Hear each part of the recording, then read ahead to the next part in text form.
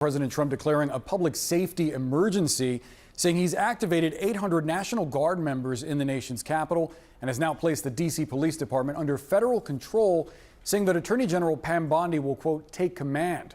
This takeover is happening as the president says that crime in the city is out of control, despite officials saying that certain crimes in the city have hit a 30-year low. Watch this.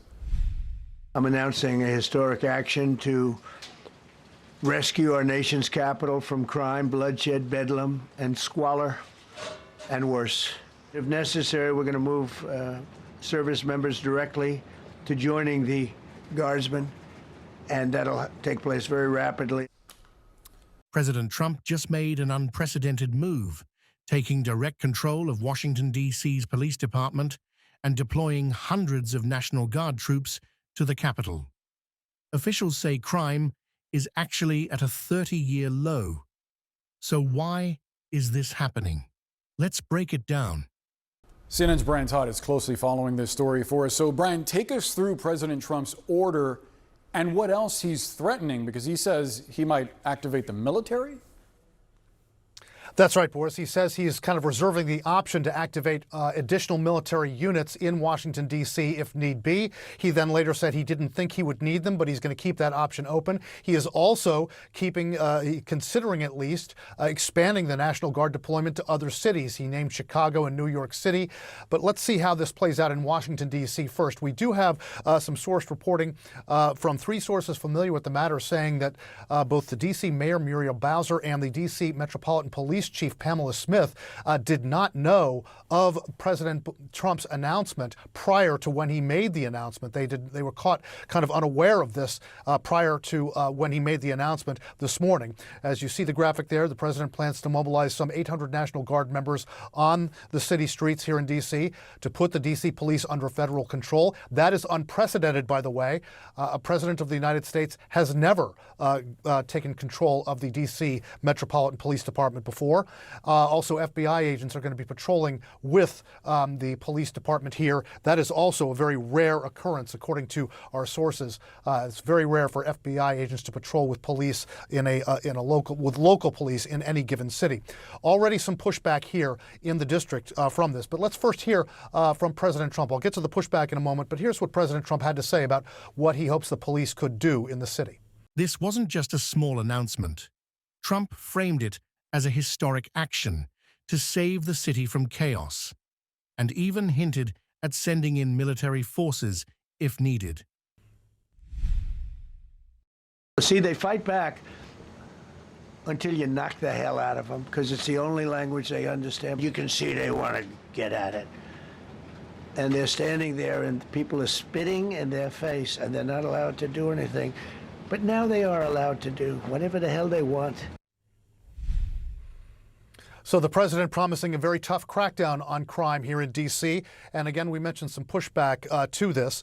The D.C. Attorney General, Brian Schwab, has issued this statement, quote, "The administration's actions are unprecedented, unnecessary, and unlawful. There is no crime emergency in the District of Columbia. Violent crime in D.C. reached historic 30-year lows last year and is down another 26% so far this year. We are considering all of our options and will do what's necessary to protect the rights and safety of district residents." Attorney General Schwab is correct there when he says that crime is down in D.C. According to the D.C. Metropolitan Police, violent crime is down 26%, assaults with a dangerous weapon down 20%, robberies down 29%, and crime overall is at historic lows in this city, Boris. We also got some pushback from Council Member Charles Allen of the D.C. City Council saying this is doing this under the guise of public safety is, quote, wrong. It's an extreme, outrageous, and dangerous move for the city. That is the first member of the D.C. City Council to push back in earnest to this move. But here's the twist. D.C.'s mayor and police chief didn't even know this was coming. According to multiple sources, they found out the same time the public did. This is the first time in history a U.S. president has taken control of the D.C. Metropolitan Police Department. Plus, FBI agents will be patrolling the streets, something law enforcement experts call extremely rare. From your perspective, is the purpose of this action purely to have just a massive show of force on the streets of D.C., or in practice, is there anything that will be done differently with the police department under federal control? Well, I mean, it's hard to say exactly what the purpose is, right? So we know what the ostensible purpose is, the facts that, or the, I don't want to even call them facts, the information that the president cited during his press conference, which of course included comparing DC to places like Baghdad and Bogota, Colombia, where we have no accurate reporting about what their crime statistics are. The fact is that the crime situation in DC is at all-time lows. They were at a 30-year low last year, and it's down an additional 26% this year. So there is no crime emergency per se in the city. So when you understand that, to try to divine what the purpose is of this deployment of National Guard assets, what this reallocation of things like FBI agent resources to patrol the streets of DC, it raises some important questions, like what is it? Why this production?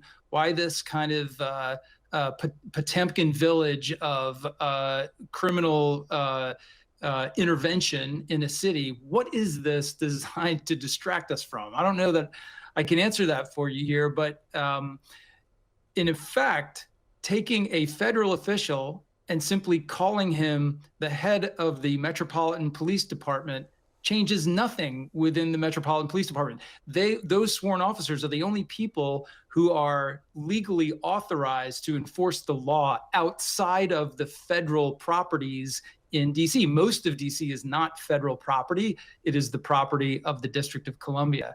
And I should also say, to deprive the people, the citizens of the District of Columbia, of the representatives who they elected. They elect a mayor, they elect a city council, they are entitled to hold those folks responsible for the crime situation and every other situation in DC.